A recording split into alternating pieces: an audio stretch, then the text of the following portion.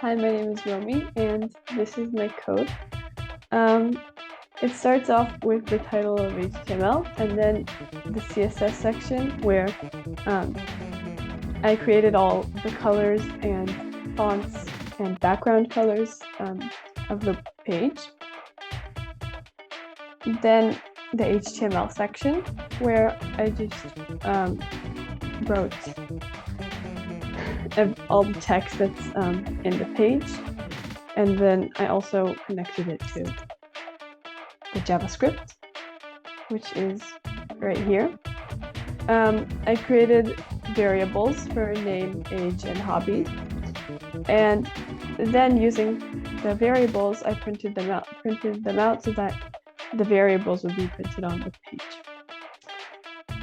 And the website looks like